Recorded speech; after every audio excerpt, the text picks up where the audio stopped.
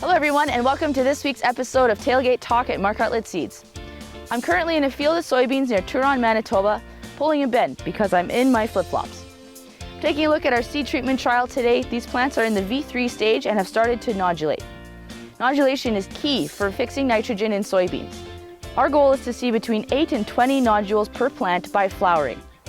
Active nodules should be pink to red on the inside. So far, 2019 has been year of the bugs.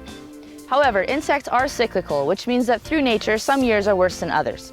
Dry conditions also favor insects because of the ease of access to many crops around us. Despite the tough spring with insects, we have seen very little disease pressure. Timely diseases in soybeans would be Pythium or Phytophthora root rot, which have gone mainly unreported. Corteva's newest fungicide is called Lumisena, and we have it here in this plot. Lumisena was designed with Phytophthora root rot in mind for those early stages of growth to get that plant going. Currently at this location, we're seeing minimal differences in the strips just because of the lack of pressure. Up next, I interview Mike Weir from Pioneer with some updates in corn.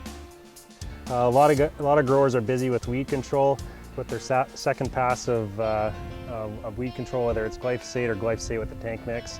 We're also noticing the corn really starting to find its stride. So it's had a tough start to the year with the conditions we've had. But we're really starting to see that nodal root system start to develop and tap into some of that moisture and nutrient reserves in the soil.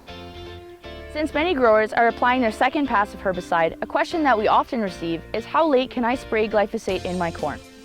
So I asked Mike, and he advises that ideally we want to spray glyphosate up to the V8 stage. The corn plant at the V8 stage is already deciding how many kernels will be around the row in that ear. Therefore, at this time, we don't want to stress the plant out to maximize yield potential. So when we talk about the V-collar method, we are counting leaves, but more importantly, we're counting the collars on the bottom of those leaves. So when we look at this specific corn plant, we're looking at those leaves that have folded out, but we're also looking for those collars where that leaf is attached to that stalk. So right here we have a V1 leaf that's come out. We have a second leaf that's emerged with the collar on it.